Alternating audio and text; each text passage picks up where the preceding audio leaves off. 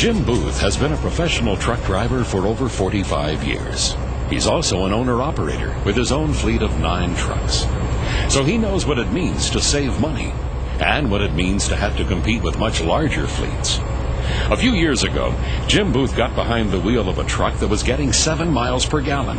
He made no changes to the equipment. He just applied his driving skills and got over 10.5 miles per gallon, 50% better fuel economy. And he stayed on schedule. That's part of the reason Jim Booth also works for Caterpillar. He's their spokesman for smart driving practices. Lots of drivers ask me why they should try to save fuel. There are plenty of good reasons. If you're an owner-operator like me, saving fuel improves your profits. If you drive for someone else, it makes you a more valuable employee. Either way, saving fuel is good for our country. When you improve your fuel economy, you decrease pollution. And saving fuel reduces our country's dependence on expensive foreign oil. Saving fuel also proves you're a true driving professional. In fact, the Maintenance Council says the very best drivers use 35% less fuel than some rookies. Depending on what kind of hauling you do, that could save nearly $6,000 per truck every year. Saving fuel isn't that hard. It's mostly common sense and good time management. For example, as soon as I turn the key, I start using fuel. So saving fuel begins before I get into the truck. I look at a map, figure out the best route, and how many miles it is. I divide the number of miles by the number of hours I can legally drive. Believe it or not, the result is true miles per hour, the speed I have to average over the whole trip to get there on time. And it's usually a lot lower than you think it's going to be. Then, before I take off, I do a thorough walk-around inspection. I always check the pressure in all tires. Underinflated tires wear out too fast, and they waste fuel. They also may not grip as well on wet roads. And, as everybody knows, an underinflated tire is trouble waiting to happen. A breakdown on the road really eats up your time. Once my pre-trip inspection is done, I can get going. Save fuel before you get behind the wheel. Plan your route. Budget your time. Inspect your vehicle. Make sure tire pressures are correct. I depress the clutch, but not the accelerator. Then I turn the key and start it up. With today's multi-viscosity oils, there's no need to let it idle very much. Besides, idling is one of the biggest wasters of fuel. And with today's engines, idling is harder on the engine than shutting it off or starting it up. For one thing, idling does not maintain the correct engine temperature. And it dumps oil into the exhaust manifold and turbocharger. This wasted oil burns off when you increase RPMs and power. When you see trucks pulling out of rest stops with smoke coming out of the exhaust, it's that oil that's burning. As soon as the engine is running smoothly, I head on out. I go slowly at first. The higher my RPMs, the more fuel I use. Progressive shifting is something everybody has to learn through experience. Basically, I don't have to use all the gears, and I don't have to run at high RPMs. In the old days, diesels ran best near the top of their range, but now most of them have plenty of power and better fuel economy near the lower end. I try never to run over 1,500, and most of the time I'm down around 1,200. That saves fuel, and with modern engines, you're not lugging them at all. By planning ahead, I don't have to race to be on time. With today's bigger engines, you can probably average 55 miles per hour, even going uphill.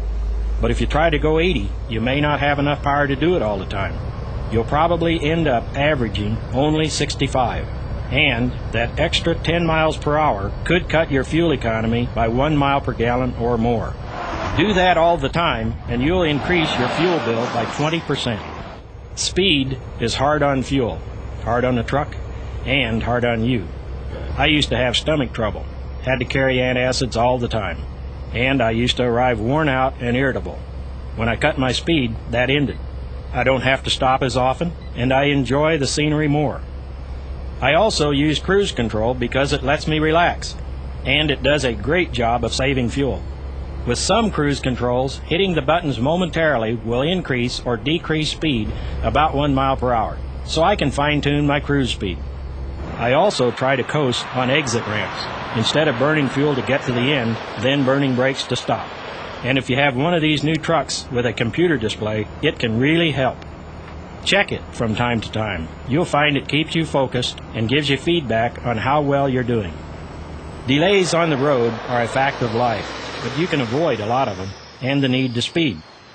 I try to get to truck stops early when there aren't such long lines at the pumps and when there are more spaces to park. I also try to avoid rush hour traffic. I turn in early, then leave early. There's less traffic, it's cooler, and I get to see a lot of nice sunrises. Save fuel behind the wheel. Minimize idling. Optimize speed. Practice progressive shifting. Use cruise control. Watch computer displays. Make good use of time. As Jim told us, going faster uses more fuel. But does it really get you more miles or get you there faster? To find out, we put an experienced driver behind the wheel of a simulator. Why a simulator? Because he can drive as fast as he possibly can and not have to worry about getting a ticket or having an accident. Our driver made 2 trials. In the first, he drove the way he normally does, carefully, skillfully, and at reasonable speeds. In the second, he went as fast as he possibly could. In the first trial, our test driver had an average speed of 55 miles per hour, went 46 miles, used 6.5 gallons of fuel, and averaged 7.1 miles per gallon. In the second, he tried to do about 80, but only averaged about 65 because of traffic and hills. Once again, he went 46 miles, but this time he used over 8 gallons of fuel and averaged only 5.7 miles per gallon. If he went at the higher speed all day, it would cost either him or his company about an extra 30 gallons of fuel. As an owner-operator, I'd rather keep that money in my pocket than give it to a truck stop. And even if I drove for someone else, saving that much fuel would make me more valuable than some other drivers. Besides, as I said before, wasting fuel sends our money overseas to foreign oil producers. One of the marks of great professional drivers is their fuel economy. My suggestions? Plan ahead. Keep tires at the proper inflation pressure. Minimize idling. Master progressive shifting. Travel at a safe, sensible speed. And improve your time management. That's how you can save fuel and get to be one of America's best. See you on the road.